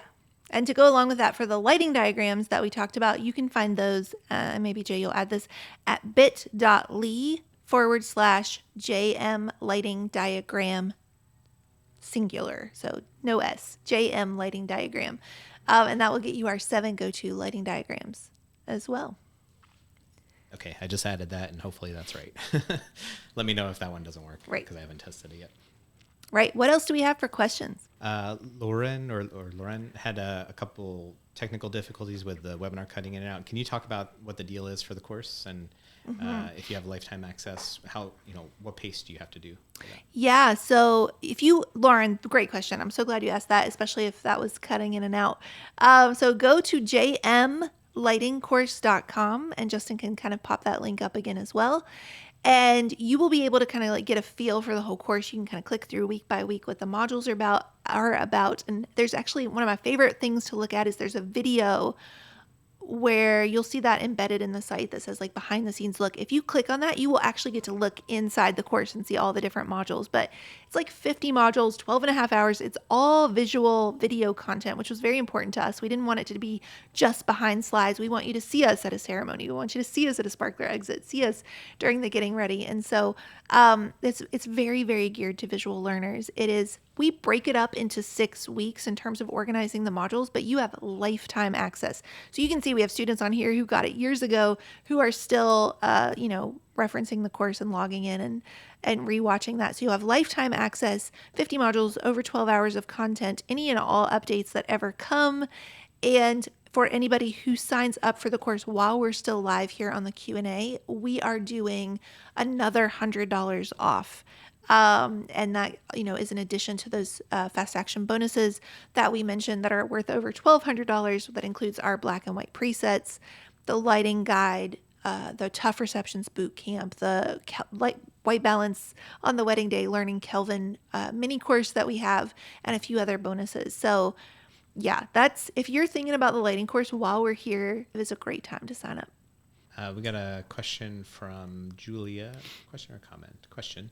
I know that they're old school, but I love my TT5 Pocket Wizards. The issue is that they don't work with the new Nikon Z6 II. Do you have any recommendations for transmitters or flashes that work with the new mirrorless system? Yeah. So Julia, the Nikons, you're probably going to want to go the way of either the Nikon SB5000. That's going to be their flagship speedlight that I know works perfectly with the ZX series or the Z series, the ZX, the Z7, the Z6, the ZX2, Z62. Sorry, so many letters and numbers these days.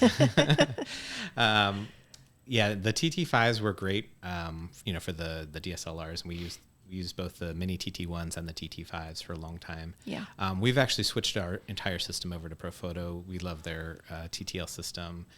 We use the A1 on camera. It works amazingly. And then off camera, the B10 is just a small, beautiful, portable power pack of light. And it's changed the way that we shoot in terms of how much gear we have to bring with us to the wedding and how simple it is to set it up. And it's an A10 now. A10. Did I say A1? Yes. I think maybe. Yeah, it was originally the A1, and then we swapped it out for the A10, which really doesn't have much of a difference. There's some things in terms of Bluetooth and connectivity, but A1 or A10 is a great way to go. If you're on a budget, look for a used A1, right? A used Nikon or a used Profoto A1 for Nikon. Yeah. They also make it available for Canon, Sony, and Fujifilm. So we're actually shooting. We have Fuji now, and we have our A10 for Fuji.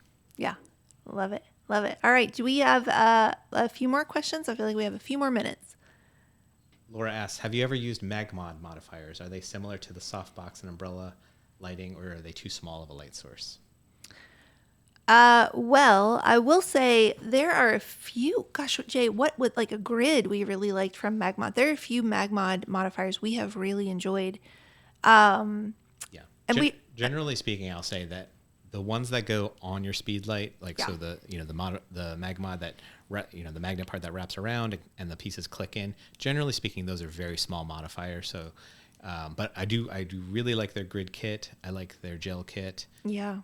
Those are really handy things to have. And I believe I don't remember the name of it, but they also have a softbox setup that works with the Magmod thing. So you could put two different flashes with Magmod. Yeah.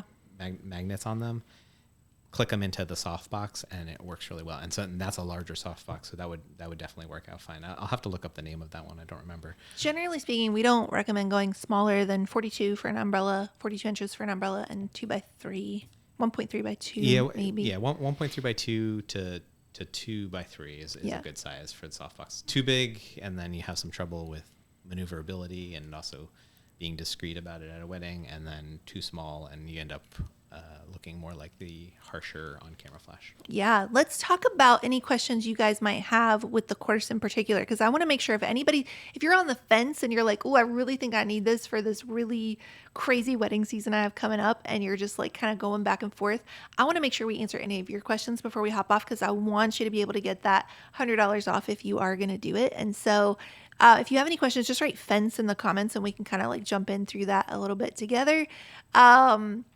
The one that probably makes the most sense is to do the one-time payment that gets you the $100 off for being live. Payment plan is also a great option if you want to spread it out. That's 6 payments of $149. So just let us know if you have any questions so you can get those bonuses and the coupon code if you want it. Emily wants to know, in the course, do you go over when you would use a grid over a diffuser? 100%. We go over umbrellas versus softbox, and we also talk about built with a softbox, like a built-in grid system that you can pop in to focus the light even more. Things like those uplighting situations where you really just don't want to lose any of that rich purple. You don't want it to start looking all washed out and light lavender when it's supposed to be like a very deep purple. We also talk about that in situations where, like, say the cake table is too close to the wall and you don't want to show like an umbrella shadow on the wall. Just all the different, we really like to teach lighting. I shared this in my stories recently, a photo of two very different reception images that Justin and I took both of them.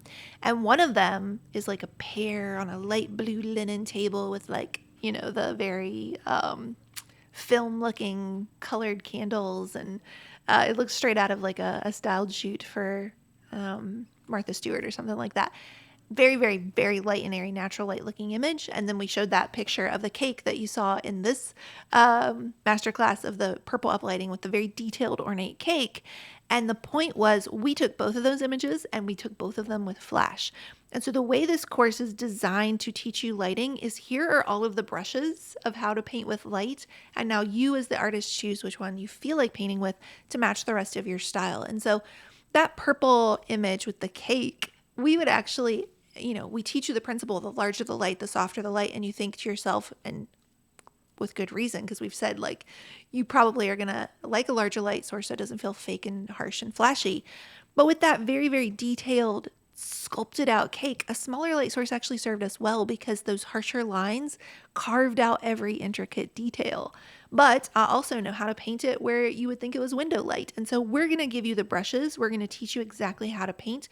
And now you can take the times when you're using flash and match them perfectly, or very close to perfectly, with your all natural light images. And so we will never say to you, Justin and I shoot very iconic, rich black and white or rich lit images, so you should as well.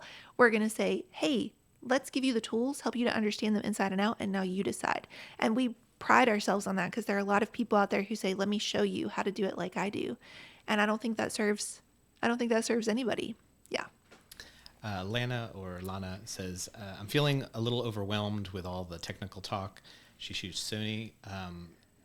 She feels the need to process this video more before she could think about getting into 50 modules of content. Yeah. I will say that, we obviously try and pack as much information as we can into this hour to hour and a half of time that we have with you guys on the Right. webinar. The 50 modules, even though it seems like a lot, and it is a lot of content, is a lot more digestible, because we do go slower. We showed multiple examples of every different piece. Yeah. And because it's at your own pace, you can always watch, rewatch, rewind. Yeah. And Lana, first of all, I just want to say thank you for even sharing that question or comment, because that goes back to what I was saying at the beginning. I think it's a very courageous thing to raise your hand and go, actually, that went too fast. I need to, can you say it again? Can you say it a different way? I want to make sure I understand it before I move forward.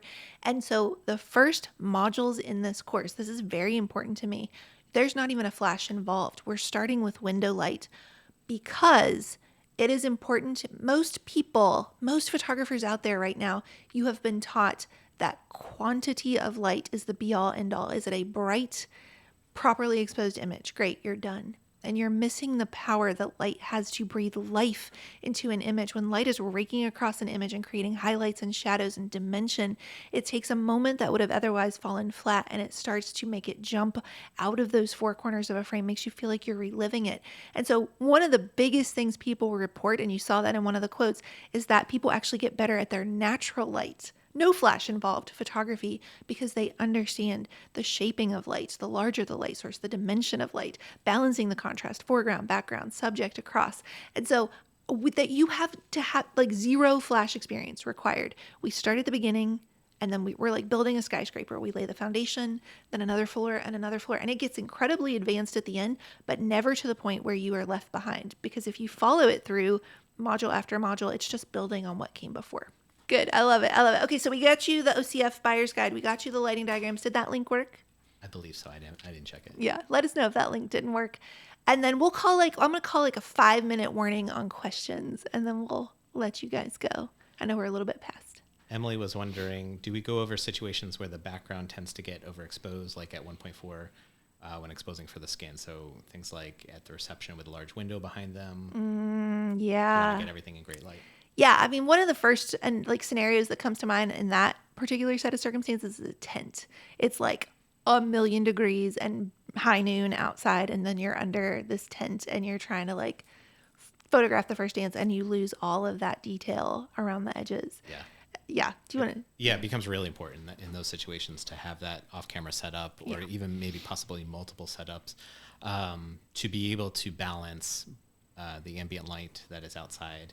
You know, you don't have to necessarily match it entirely, but you definitely want to get it closer so you don't have that entirely blown out window behind Yeah. you. Because otherwise it just looks like you're, you know, in front of a white wall. Yeah, and so we're taking what we built on already in this webinar where we were talking about what is the ambient doing, dial in that proper setting, underexpose it to prepare it for flash, and then we're popping a wink of light where we want it, which would be on the front of people's faces, but we're not flooding light into the room, which is going to cast light on something that's already a brighter exposure, like the edge of a tent or like what you were just describing where the background gets blown out. And so you can build on all of that to say, you know, sunset photos, things like that. How do I get just a wink of light on the people and then balance what it actually looks like behind them? Yeah. For sure. Archie was actually just asking about outdoor flash lighting. Yeah. Yeah, we don't do a lot of it because we want it to feel natural. We do rely more on the ambient when it comes to outdoor lighting, but there are definitely a ton of situations where a little bit of OCF balanced well, you know, with good settings can really enhance the photo, especially at sunset or, you know, in those situations where you just need a little bit more catch lights in the eyes, something like that. We've done it before for family portraits. Yeah. You know, you have a really beautiful spot for family portraits, but you just want a little more catch light in the eye, a little more balance in the shadows. OCF can be great for that too. So Yeah. Yeah. All of that. I love that. And I was just going to, oh yes, the sailor in the snow photo that we showed when we were talking about how outdoor couple portraits are similar to uplighting. So Justin and I always operate on and we teach this way as well. You'll hear this in the course. We talk about what we call the second story, which is that we want a passive viewer to be able to look at our images and tell themselves a second story of how that image was actually lit. Oh, it was just a street lamp. Oh, it was the bistro lights. Oh, maybe there was just light coming off the building, whatever the case may be. And so we're always balancing the light that we are adding with like what we need to get the moment, but also like, can we do it in a way where people don't notice it? People forget that it's even there. And so you really see a lot of that in terms of like, we're going to get light on the front, like the sailor in the snow photo, it looks like they're just being lit by street lamps. But if you take a close look at that image, and we got, you know, and when we were doing the tour in Germany, that was one of the first things they pointed out. There are actually two shadows on the ground. So there's the light from the street lamp, and then there's the light from our flash on the other side. And they said, like, in hindsight, doing it over, would you have put your flash on the same side as the street lamp? There's an argument for that because, like, there should only really be one set of shadows if there's only the street lamp. Where it fell across him because he was, you know, taller and it's like raking across him and down on her face. I think that image that we got, it actually, like, it's good that it worked out that way. It's a happy accident that it worked out that way. But what you're seeing there is either way, we're getting light on their faces while keeping the rest of the scene intact. So if it's like sunset photos, everybody at cocktail hours lining up like a sunset photo booth, take our photos. We can do that in a way where it's just a wink of light on their faces, but the sunset looks like it actually looked. Because if we just blast them with light, it's not going to look like that. And if we don't have any light, their faces are going to be dark. So it's just always the balance of like, how close can we get it to how they remember how it felt? Nice. Well, I want to be the first to welcome some of our new students. We've got Sarah and Woo! Jennifer, Angela, Oh my gosh. Darcy, Kaylee, Christian, and Emily. Welcome. Welcome to the lighting course, you guys. We are going to get you guys all signed up, dialed in, you know, get you all the login information as soon as we hop off. And we're so thankful. If you are here today and you're watching, if you signed into the course, we're super thankful for you. Of course, we're super excited for all that's going to come from watching the course. But I just want to also say, like, we're just so thankful for everybody who showed up because it's never lost on us what a gift it is to get to hang out with people and say, how cool is it that we get to be the people? We get to be the people like saying this moment stays. And we get to be part of a generation of storytellers who cares about getting it right. And so we hope every single person watching will either today or at some point in your career find yourself in the lighting course. But even if that's not you today, like, just know that the fact that you cared enough to come and even just like absorb this level of content means a lot. And for all of you guys who are jumping into the course, I just feel like I'm so excited for you because I know our best work came when we were put into situations where we realized we can't just show up and rely on the circumstances anymore. And that feeling of peace that you have walking into a wedding day, knowing that whatever gets thrown at you, you're prepared. It's, man, what is that country song we referenced? There's no $sign for a peace of mind. This I've come to know.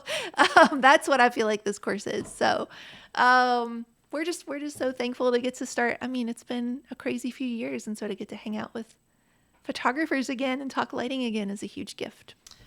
This question came in way earlier, but Darcy wanted to know if we have any other education that we offer. Oh, heck yeah, we do, Darcy. Heck yeah, we do. We have our Art of Authentic Posing course, which is actually, I think, a beautiful complement to this lighting course because the Sailor in the Snow photo, for example, doesn't happen without both of those things because they're not actually static, just kissing while we light them and we're taking a photo of us lighting them. They're actually walking and kissing, and it's a very organic moment. You feel that authenticity, that almost like an exhale in the image. So Art of Authentic Posing is another big course, but we also have a lot of mini courses. Some of them are those fast action bonuses you're going to get anyway, like the white balance on the wedding day or our legacy monochrome presets. But we also have a better, faster editing guide that's only $19, where Justin walks you through how to use the histogram to get super clean editing. We have our harsh light module for all those summer weddings coming up where the lighting never gets good till like 8:30 at night.